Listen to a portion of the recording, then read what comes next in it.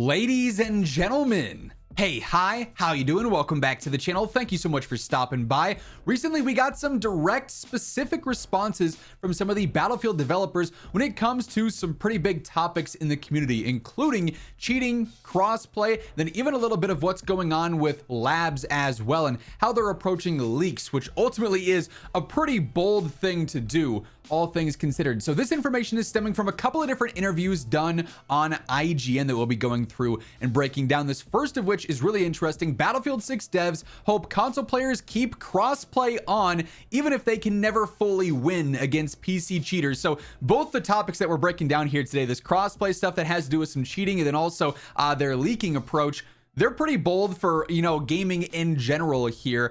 And I think it's really interesting. So this first statement, I already know some of you might be typing up your comments right now going, don't care, I'm playing with crossplay off, I'm not running the risk. And I think that's totally valid, right? Like, obviously we know the bulk of the significant cheats, the aimbots, the wall hacks, even things we saw in the Battlefield 6 beta stem from PC. Now, yes, on console, there are still some cheats available, primarily things like Cronus's or Zims or whatever, right? That can help with recoil and all sorts of stuff like that. If you need help with that stuff, maybe these aren't the games for you to begin with, but obviously console's not immune to cheating, but it's also a little bit more of a safer way to play if you're trying to avoid every cheater at all costs. Basically, we know PC is problematic, but also crossplay is very good for gaming in the sense that it allows more connectivity, allows more availability, cross-platform, opening up friend groups where someone plays on PlayStation, someone plays on Xbox, someone plays on PC. There's not a concern there, and so it is inherently good for that as well. So it's got the double-edged sword there. Here's what the developers say, though. The developers behind Battlefield 6 are encouraging players on PlayStation and Xbox to keep crossplay on, even if they can't promise that there will be zero cheaters on PC, because there is no world where there's zero cheaters. That said, obviously also, if you turn crossplay off, you will ultimately impact your matchmaking times on console as well. I would imagine the player base is going to be very healthy on console, especially at launch. But as we get into some of the seasons later on into the year, you might notice longer and longer queue times if cross plays off. It's something we've seen in other games as well. But here's how they directly talk about the cheating situation versus console crossplay.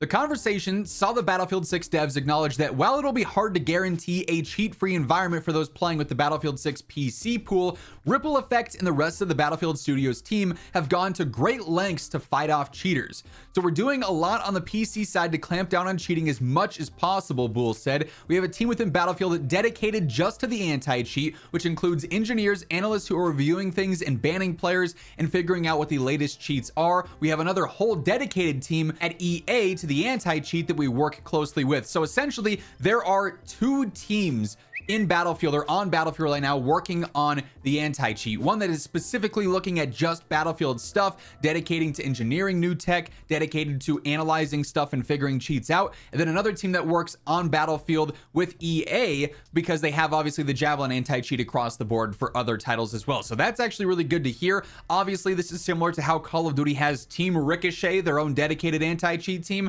We know how it's gone over there. Hopefully it's not a repeat scenario here. If it's based off of the beta, we obviously saw some pretty strong responses to cheating though, which certainly gives us some hope heading into launch here.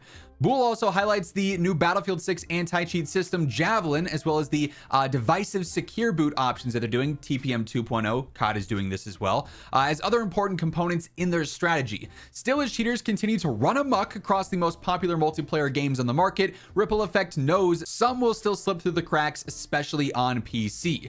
They say we can never win against cheaters. Cheaters will always be there. It's a never-ending cat and mouse game. Unfortunately, there are just losers who love to do this for some reason. I can't promise that there will be zero cheaters if you're playing against PC players. That's just not possible. But what I can say is we are being extremely aggressive. We see this as critical to the success and to the health of the game.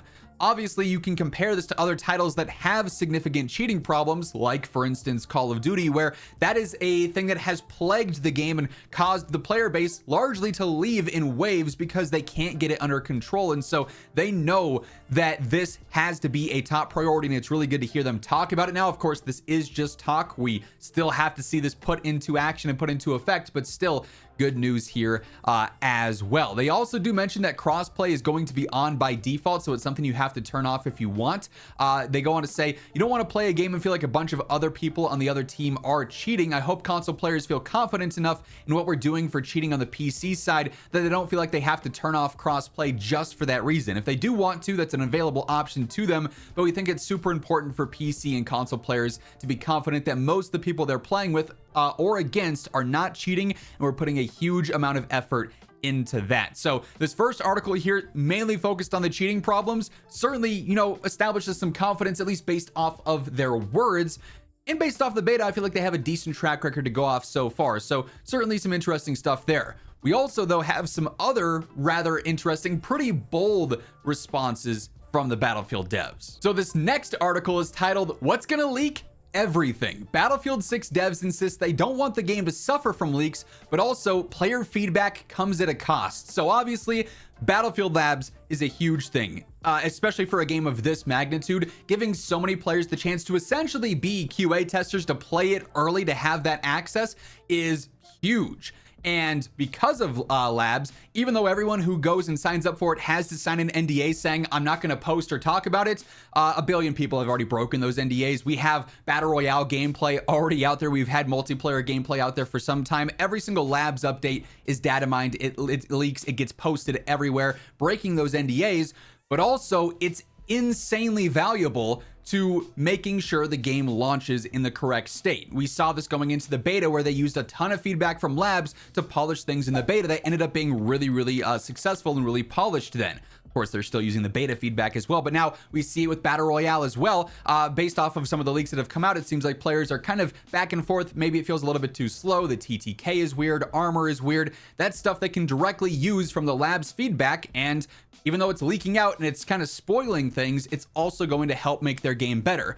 Whereas in other titles, it's like, oh, if things leak, it's the end of the world. They don't want things to leak out at all. They start DMCAing everything, and then that just confirms that the leaks are true, and it's just like this whole thing, right? So this is a very different approach to basically all other games that are out there right now, which is bold, but also I kind of like it. I think it's kind of cool. So they say that they are not very surprised that leaks have surfaced throughout 2025. Leaked gameplay footage, details, and more from Labs has poured onto the internet, but also the devs kind of saw this coming. They ended up asking some of the senior devs during this interview, and they said obviously they don't want to have leaks, but the desire to have this game thrive off of feedback is necessary, and leaks are one of the sacrifices you have to make. The quote says, "We had actually discussions, I think about a year or two ago, I guess it was maybe about 2 years ago, about how much we were going to do to prevent leaks versus how much we're going to do to get the game in front of players and get that valuable feedback. We've made a very deliberate decision that we were going to